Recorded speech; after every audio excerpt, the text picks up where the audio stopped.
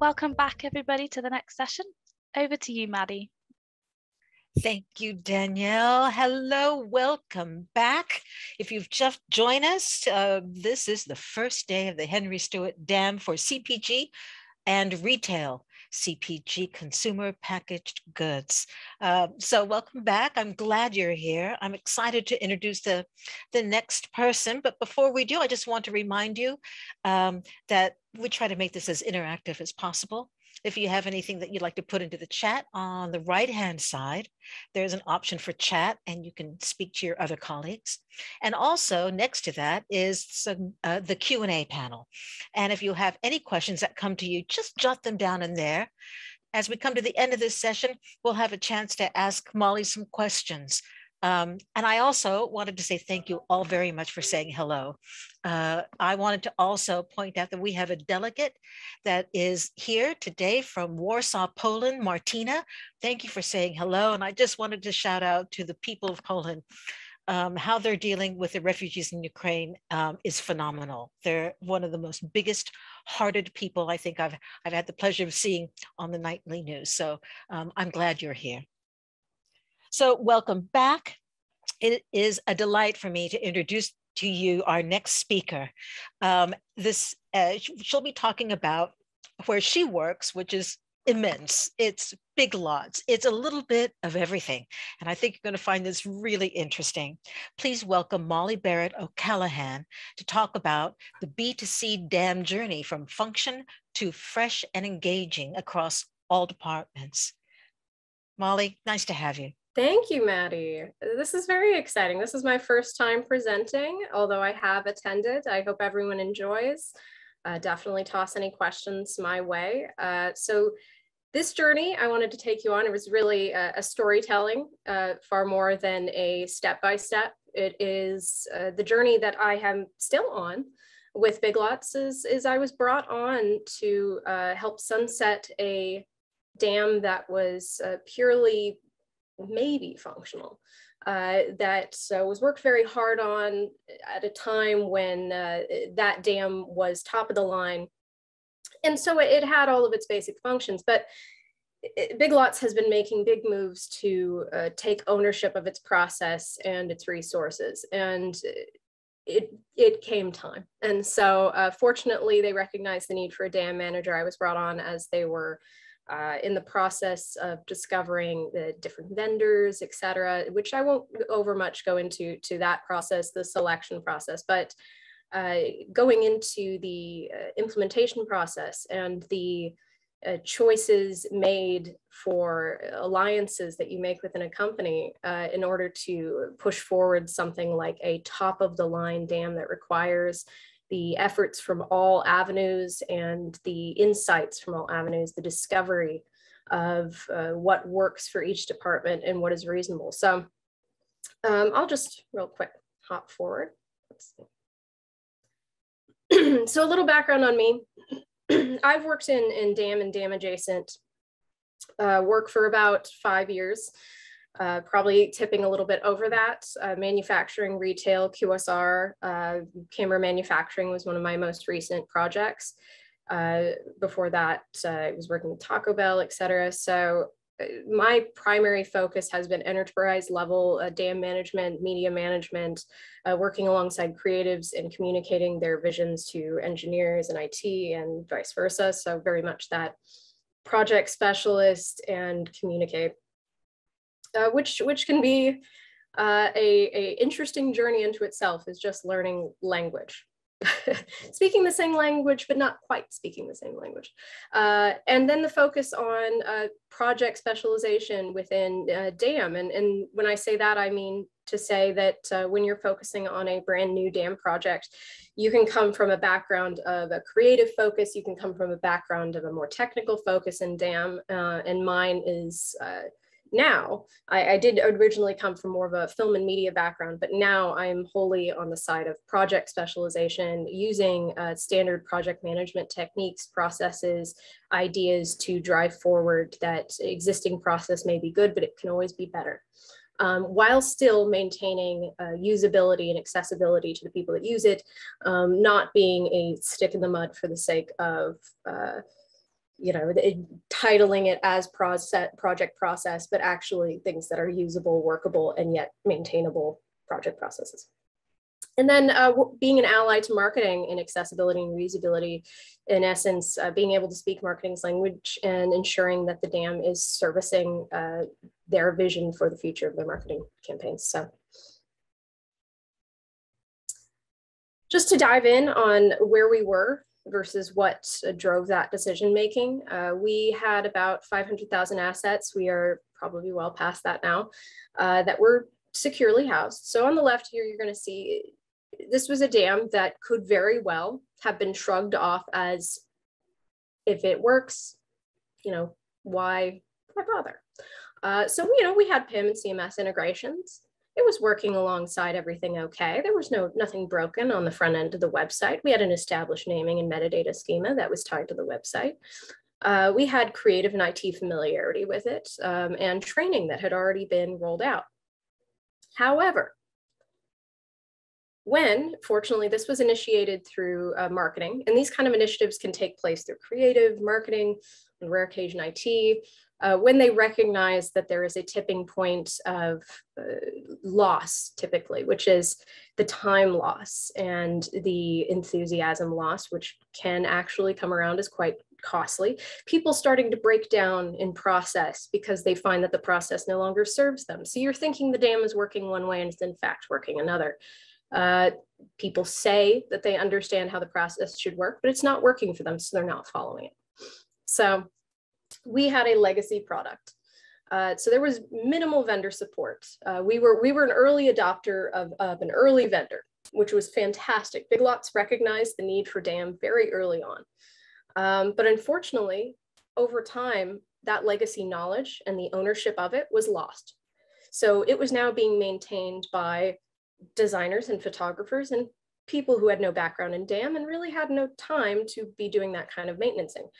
They had no connection to the vendor. They had no ability to reach out to them and learn more about the roadmap and where it was going. There was no cross-team communication about DAM. If anything, it was a bit conflicted in that everyone wanted to do what was most convenient for their team in their time in their project. So folders could become scattered, structure, taxonomy, none of that was being really heavily thought of. Completely understandably, it wasn't their job. There was no governance or owner, as I said, so there was no governance council, team, owner, sponsor. No one was taking it in any particular direction other than, do we see any immediate loss of use? No, it is functional. Okay. There was a foggy future for it, which was, there was no process for new asset types. We knew new asset types were coming. So AR and 3D structuring, we were looking at space planning, very interesting, fun stuff that should be exciting to integrate with a DAM. And there was no way to plan for that. And there was no way to reach out to the vendor and say, what's best practice for this? What would you do in this circumstance? Could you work alongside us to create a great solution?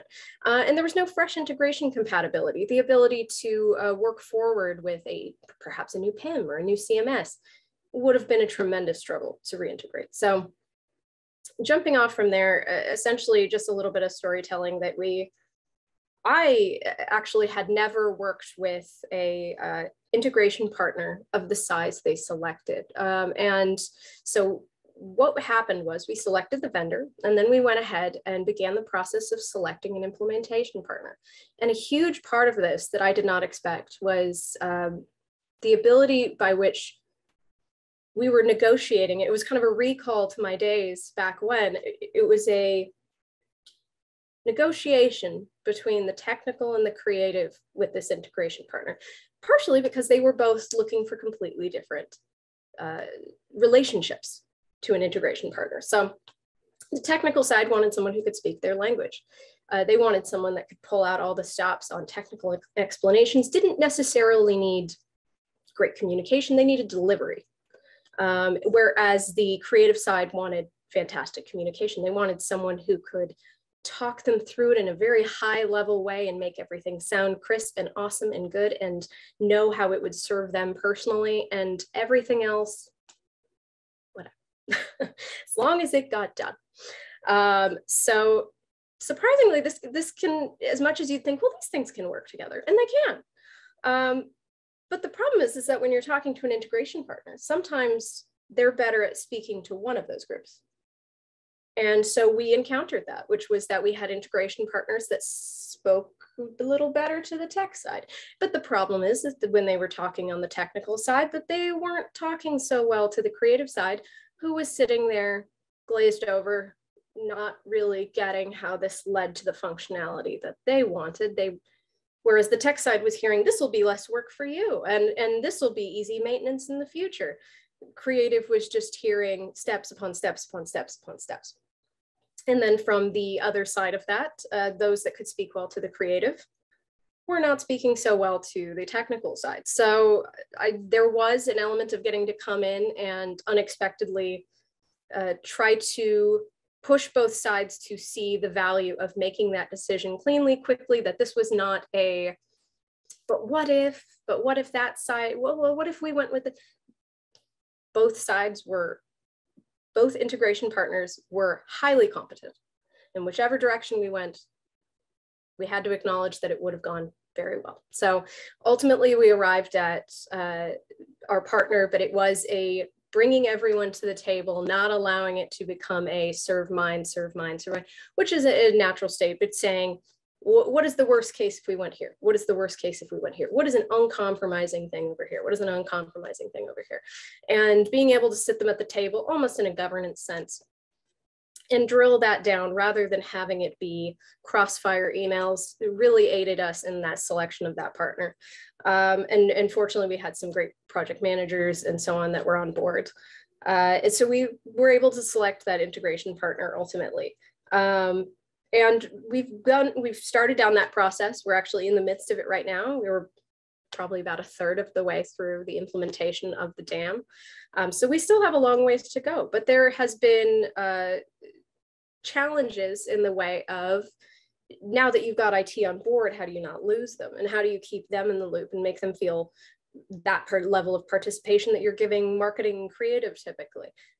So making sure that very early on, we established a governance council. So for those who haven't done that, it's essentially going to the teams and high level selecting individuals that can represent the interests throughout implementation and then the life of the actual dam. So it's not just through the implementation process, it's those who can be allies among their teams or departments to the dam's process, structure, improvement, all of that. Even if they themselves are not overly familiar with dam, they can filter up any information they're getting in non-emergency requests. So things like, search works, but I imagined it better this way. The process is this, but that doesn't actually work for us day to day. It's nice in theory, but it doesn't work. So they can bring those things to the table, and then we can have a quarterly meeting, et cetera, in the future. Right now, it's far more frequent, but the idea is that when you roll this out, you're just going to have somebody from IT as well that can come forward and say, we expected it to be more efficient in this fashion, et cetera, et cetera. And so I could see that including them in this was very key. So that has been a big aid to us, is making sure that this governance was established very early on. The voices were heard. They were able to see the perspectives of the other groups and the issues that they were facing, and that it wasn't simply that they were being backslotted with their requests over here in a vacuum, not getting why they're not being heard. They're able to sit at the table and say, okay, I can see how that might take precedence. So that has been a big part of our journey right now. We just got through the discovery process, which is essentially breaking down how each of the teams and departments does their work. So you may have an idea of how your dam works. You may think, someone drops this here, they develop their assets over here, they bring them over here, and then they drop them in here, and then we tag over here. And from your perspective, that seems to be working. When you actually dig down, you find out how many people are not included in the training on the dam, how many people do not actually fully understand what it is they're doing, how many people are they're not feeling the dam, they don't get it, they don't know its purpose, no one's ever really talked to them about it. Or worst of all, they're doing it and it's a miserable process that's not realistic to their work. And so being able to dig down, we discovered integrations that we had passed over for assumptions about how they worked. We found individuals that definitely wanted to advocate for themselves and wanted to be more vocal and wanted to be more there, but had been passed over in favor of a more high-level department view. So things like email versus web versus, web ads versus website, things like that. And they might get all scooped into one department group, but the email wants to advocate for themselves and the type of assets they use, et cetera. And that was a perfectly valid discovery that really, really aided us in the development of not just taking this to better communication processes, new process for assets, all the things that I've listed here, but actually taking it to them and saying, this is going to serve you individually. Because when it comes down to it, selling the DAM to individuals in a company, not everyone wants to admit this, but it is not adoption for the sake of the benefit of the company. People might say that they are doing it for the benefit of the company, but individuals are really thinking, how does the DAM serve me and make me look like I have more value to the company? It's me, me, me. You have to appeal to that selfish complex realistically, even if it's not conscious. And I think that's where we found the most value, is not saying, look at all what it can do for the company. Look at all the value it's going to add. Look at all the cost cutting. It's been, you as an individual on the email team are going to save hours on this specific functionality. And I want you to advocate for how it's working for you via this governance. So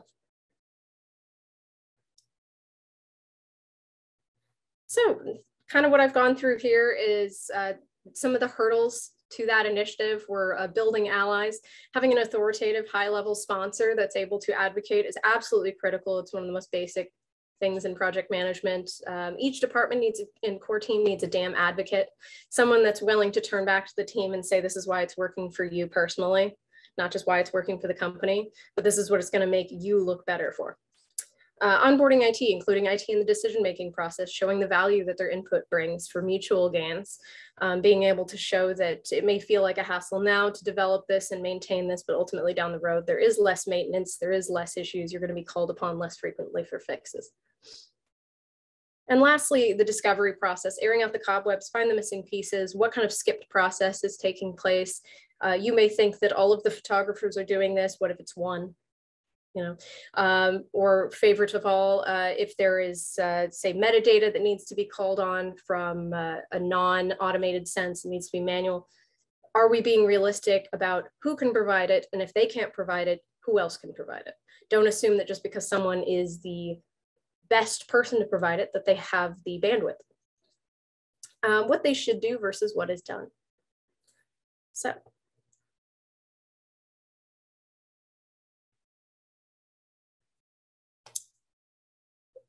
For me, what fresh and engaging has meant as we've moved forward with this is my definition for where I aim DAMs to be, which is adaptive in the sense of adapting to new integrations, adapting to new users, adapting to new owners, adapting to new governance, which goes into governed.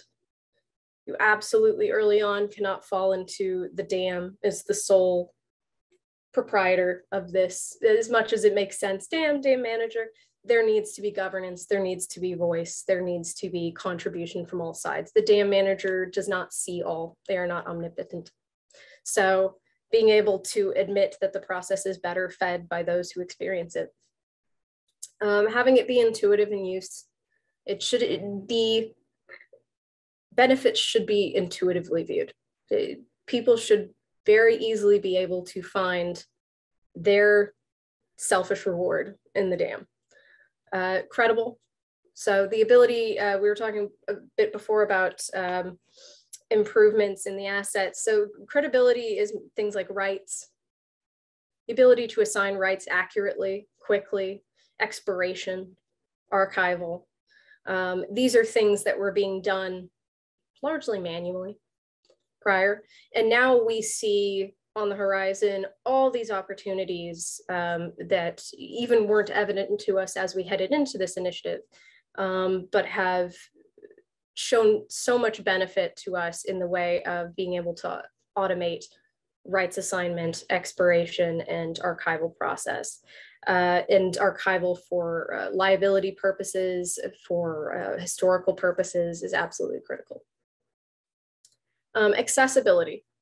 And you could be talking about that in terms of the accessibility of the assets, which a lot of high-level vendors now provide awesome tools for ADA compliance and accessibility to the actual dam itself.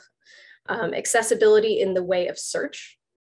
Are those assets truly accessible and searchable and reasonable in the amount of information that they're carrying? Are they accessible in the sense that's the way that IT or marketing or creative or anyone else thinks about them? They are findable.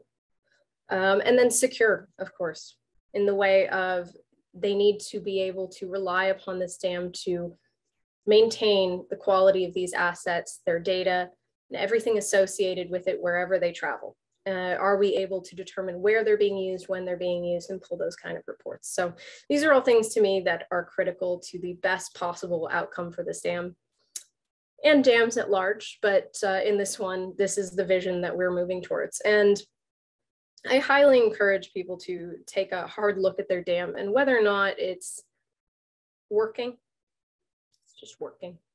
And whether or not there is an innumerable amount of improvements that can be made in the way of just taking an initiative, taking a hard look at, is it working? Is the process really delivering? Is it stagnant?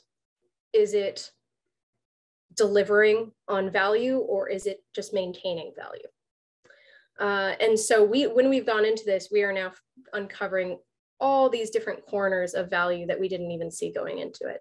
And rights, I think, is probably one of the biggest. So yeah, I would say I would be glad to take questions on it. But right now, that's been our journey. We are now at the end of our discovery sessions, and we have now headed into the technical implementation of it. And as a last thought, one of the challenges that we're going into now that I'm looking forward to learning more about is collaborating with multiple project managers on the vision, who are non-dam based project managers on the future of a dam.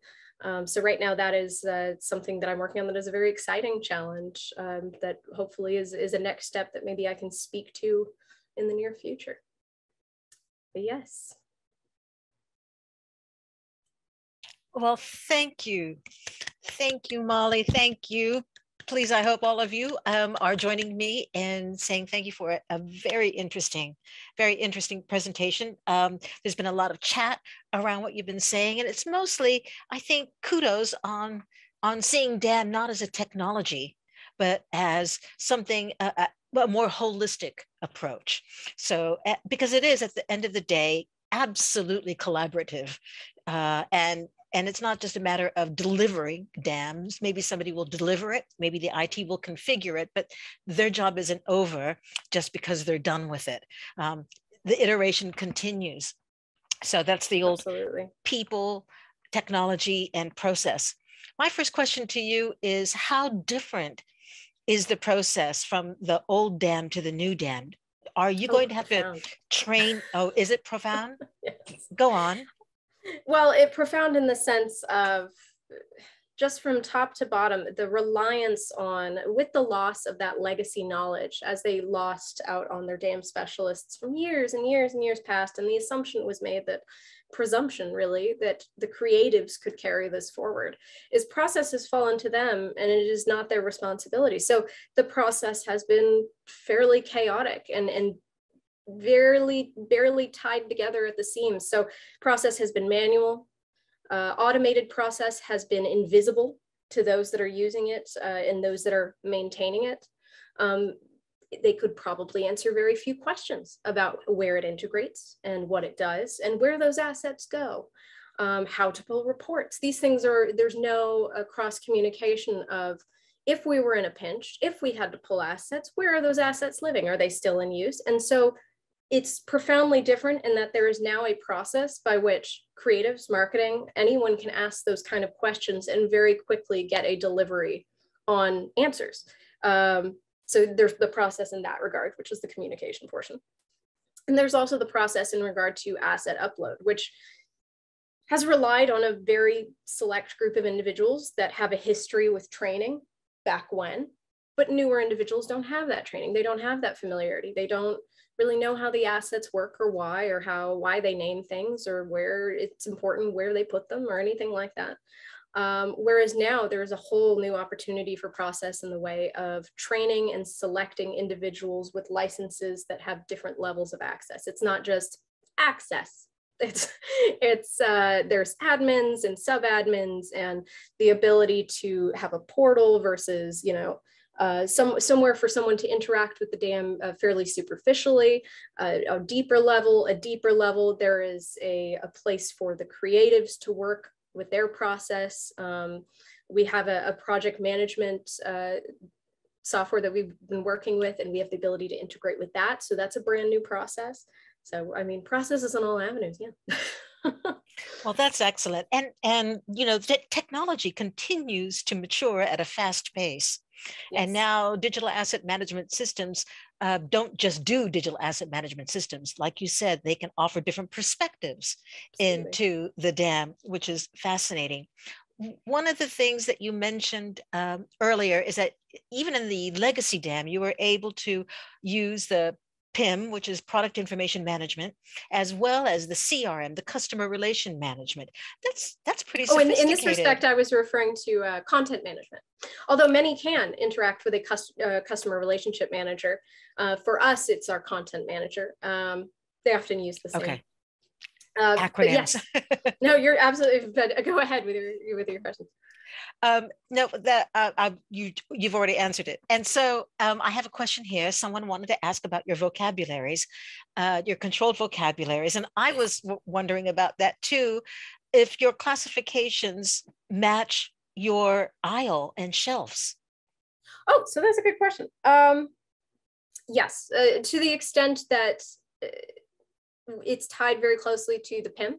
So information that is drawn in about a product that has to do with, we go by divisions.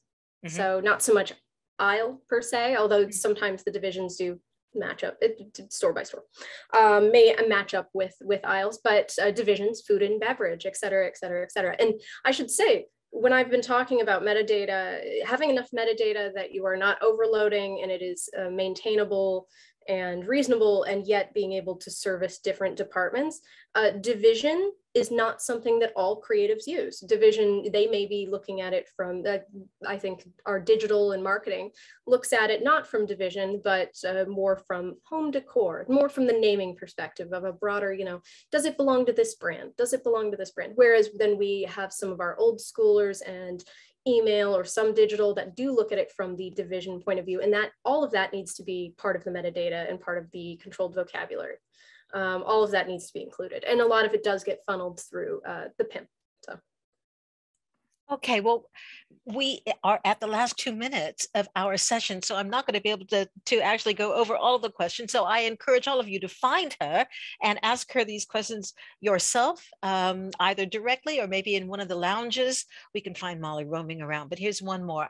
This is the last one. Can you give us any insight on what fact finding you wish you had done before onboarding or choosing your current DAM system? I wish we had done our own deeper discovery sessions on use. I have no regrets around the vendor and implementation partner we have selected. I think we did very well, but I think that we were leaning on a little bit of luck there. And not that a deep request for proposal wasn't made, all these kinds of things, but I would have liked to have gotten a deeper ground level look at what was missing, so that I could reassure those departments and teams that they were getting delivered on the vision that they were hearing up on high, that this was going to work for them selfishly, that this wasn't just over here, we're going to do this new tool, blah, blah, blah. It was, this is how it works for you. I heard your pain point. I can come back and tell you about it. Whereas now we get to kind of do that, but it's sort of an after the fact and they know that. So being able to have had those discovery sessions aggressively early on would have been really nice. Well, that's a major takeaway for those who are still in the selection process. Find out what the dam is going to do for you. I think that's an excellent make sure that everyone is clear on what is being delivered on by that, and don't just assume, well, I don't have anything to tell them. Well, ask them. Yeah. Okay. Well, thank you very much. That was an excellent session. And you did really well. This was your first one. You're a natural at this. And so now, thank you, everyone. We have a few minutes that now you can go have a little cup of coffee or some breakfast or wherever you are. And try to find the Birds of a Feather Lounge, because there's people around there who are, touring around that you can probably ask questions or discuss some things or figure out who they are and make a new friend. That's possible too. And thank you, Maddie, for taking the time. My pleasure. This has been a joy. I am really enjoying this. So I also have to say there's also the exhibition sponsors and the vendors, so you can ask them more questions, or you can come back in a few minutes and join me on the metadata panel, which I'm also really excited to get going. So thank you all. Thank you, Molly, and I'll see you all soon. Thank you.